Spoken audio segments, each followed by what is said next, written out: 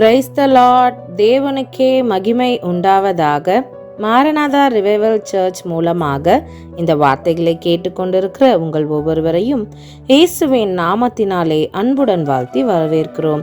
இன்று கர்த்தர் நம்மோடு பேசுகிற வார்த்தை என்னவென்று பார்ப்போமா? நீதிமொழிகள் 24 அதிகாரம் 21 என் மகனே, நீ கர்த்தருக்கும் ராஜாவுக்கும் பயந்து நட.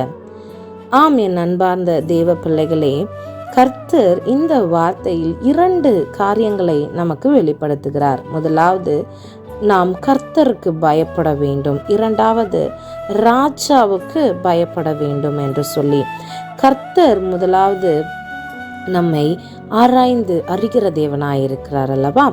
நாம் கர்த்தருக்கு பயந்து நடக்கிறோமா? அவருடைய வேதத்தை நாம் தினந்தோறும் வாசிக்கிறோமா, தியானிக்கிறோமா, ஜெப வாழ்க்கையில் நாம் இருக்கிறோமா என்று சொல்லி கர்த்தர் ஒவ்வொரு காரியங்களையும் நம்மை மனுபுத்திரனை கண்ணோக்கி பார்க்கிறார் என்று நாம் பார்க்கிறோம். அப்பொழுது அவருக்கு பயந்து நடப்பது என்றால் என்ன? அவருடைய வார்த்தைக்கு கீழ்ப்பட்டு நடப்பது, அவருடைய கட்டளைகளை மீறாமல் நடப்பது, பாவமான காரியங்களை விட்டு அதற்கு பயந்து ஓட வேண்டும். இந்த காரியங்களை எல்லாம் நாம் செய்யும் பொழுது நாம் தேவனுக்கு பயந்து நடக்கிற பிள்ளைகளாய் இருப்போம்.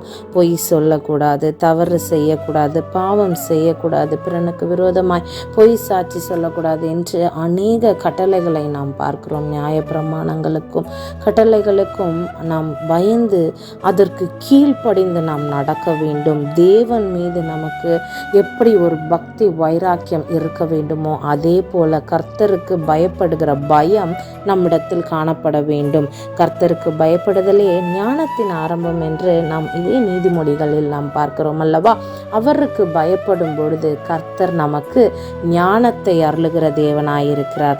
அதனால் தேவனுடைய வார்த்தை விதமா சொல்கிறது, அநீதியெல்லாம் பாவம்தான். பாவமான எந்த காரியங்களையும் நாம் செய்யாமல் அநீதியான காரியங்களுக்கு நாம் செவி சாய்க்காமல் தேவனுக்கு பிரியமுள்ள பிள்ளைகளாய் நாம் வாழும் பொழுது, கர்த்தருக்கு பயப்படும் பிள்ளைகளாய் வாழும்போது கர்த்தர் நிச்சயமாய் நம்மை ஆசீர்வதிப்பார். 2வது காரியம், ராஜாவுக்கும் பயந்து நட.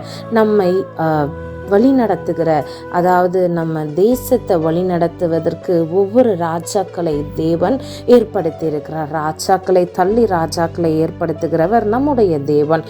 அந்த வல்லமை அந்த ராஜாக்களுக்கு தேவன் கொடுத்திருக்கிறார். அவர்களுக்கும் நாம் கீழ்ப்படிந்து நடக்க வேண்டும். வேத வசனம் எப்படியாய் சொல்கிறது, அதிகாரமுள்ள யாவருக்கும் நாம் கீழ்ப்படிய வேண்டும் என்று சொல்லி ஒவ்வொரு அதிகார பதவியில் இருப்பவர்களுக்கும் நாம் நிச்சயம் கீழ்ப்படிய வேண்டும். நம்முடைய நாட்டில் இருக்கிற சட்டங்களாக இருக்கலாம், நாம் எந்த இடத்தில் வேலை செய்கிறோமோ அங்கே இருக்கிற ஒரு ரூல்ஸ் அண்ட் ரெகுலேஷன்ஸ் எதுவாக இருந்தாலும் அதிகாரம் உள்ள இடத்தில் இருக்கிற அந்த ராஜாவுக்கும் நாம் பயத்துடன் நடந்து கொள்ள வேண்டும் என்று இந்த வசனம் நமக்கு உரைக்கிறது. கர்த்தருக்கும் ராஜாவுக்கும் பயந்து நடக்கும் பொழுது தேவன் நம்மை நிச்சயமாக ஆசீர்வதிப்பார். அதை நாம் பின்பற்றும் போது நாம் தேவ வசனத்தை பின்பற்றுகிற பிள்ளைகளாக இருக்கிறோம். வசனத்தில் தான் தேவன் இதை குறிப்பிட்டிருக்கிறார் அல்லவா?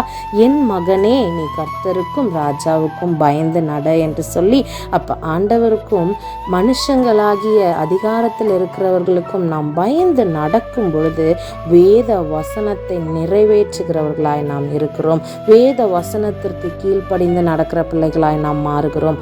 அதே போலதான் நாம் இருக்க வேண்டும் என்று நம் தேவன் விரும்புகிறார். அதனால் நாம் கீழ்ப்படிதல், மன உண்மை, எல்லாவற்றிலும் தேவனுக்கு பிரியமுள்ள பிள்ளைகளாய் வாழ்வோம். தேவ ஆசீர்வாதத்தை பெற்றுக்கொள்வோம். இயேசுவின் நாமத்தில் இந்த வார்த்தையை தேவன் நமக்கு கொடுத்ததற்காக அவருக்கு நாம் நன்றி செலுத்துவோம். ஆமேன், ஆமேன், ஆமேன். God bless you.